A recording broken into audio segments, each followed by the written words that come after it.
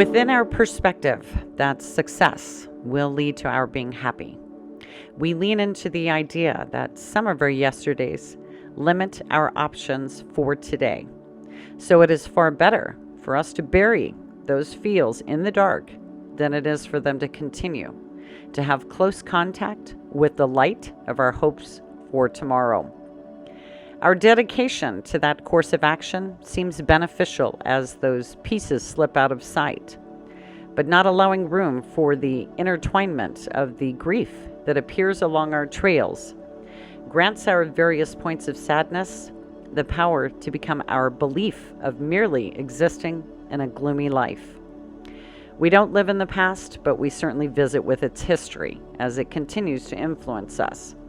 And learning to breathe in those particular spots that have left us gasping for air does not stand for covering them up, but instead that we should not tolerate the fear of having been imperfect in those places or the ones that will eventually appear in the unknowns of the future. The absence of light cannot let go of the darkness that we carry, nor can disbelief in ourselves expel the dislike that we feel about our authenticness. But our hands-on commitment to knowing all of who we are is what will help us to take responsibility for how we feel in the broken-hearted moments as well as just the pretty parts. Unhappy slices do not have the ability to hold us back, but our being unaware that they serve a purpose in our stories and that it takes time to discover what those events have hidden in them certainly does. The aim isn't to be happy with the debris, but it is to understand how to love ourselves better through the extended teaching process of them, while also appreciating the breaks and the storms.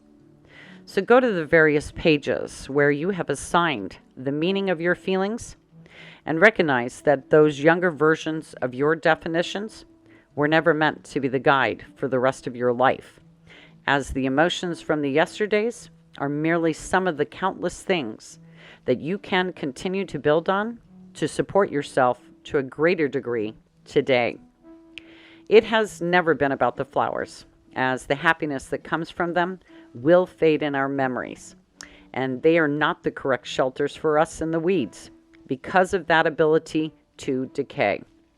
But being able to be content with ourselves as works of art in progress will always be the right lighting for the different kinds of dragons, darkness, and weather that exists along the paths in so very Hevel lives. Have the best day possible for you. Love always, Hevel.